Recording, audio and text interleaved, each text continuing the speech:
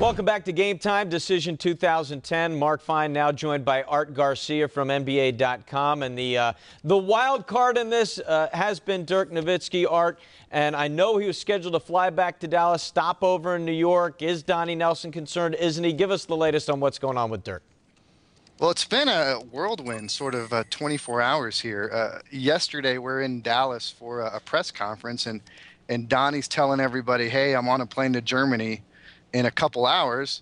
Well, I come back home, I get a call from Donnie from the airport saying, hey, Dirk gave me a call. He's on his back to Dallas. He's on his way back to Texas. And Donnie said he was actually in line, the ticket counter, ready to get his ticket to board.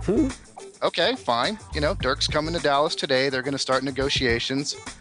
Well, this morning, get another phone call, talk to Donnie. Dirk's going to spend the night in New York and have dinner with Jason Kidd. We're going to pick this thing up tomorrow. To me, you know, they keep saying there's nothing wrong with this. They're not panicking, but it's just a funny situation that they can't get a meeting done or scheduled with their number one priority, and at the same time they're talking about meetings with LeBron and Joe Johnson, these other guys. Well, you might want to get Dirk settled up first before you start worrying about anybody else. You know, if Dirk is being truthful, and we have no reason to believe that he isn't, if he's meeting with his point guard, you'd assume the guy's trying to sell him on staying, right? There shouldn't be reason for concern. Yeah, and Jason Kidd's come out today and said, hey, I'm going to do what it takes to get Dirk back. And he said in the last few weeks that he has no reason to believe Dirk's not coming back here. And Jason Kidd was in this situation last year. He was a free agent. The Mavs re-signed him for 3 years, $25 million. But, you know, he took some time to take a look at what was out there. He talked to New York. And maybe Dirk just wants to feel loved. Donnie said today that Dirk's not a guy for all the hoopla and the fanfare, and he just wanted to give things a day to die down here. And meeting with Jason Kidd is not a worry.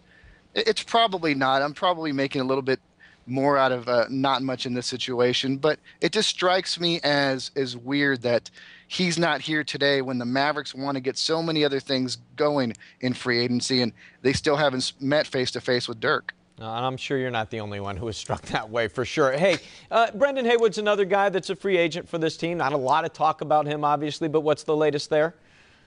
Rick Carlisle met with him last night.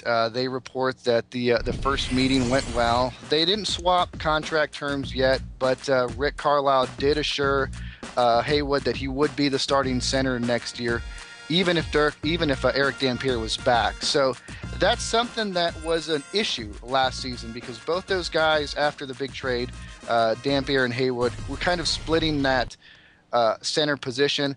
I think Haywood, at this point of his career, he's 30.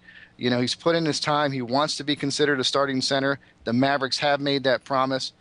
But he's probably one of the few quality big men on the market, and he's going to listen to what else is out there. He's got meetings scheduled with Cleveland, Miami, New York's interested.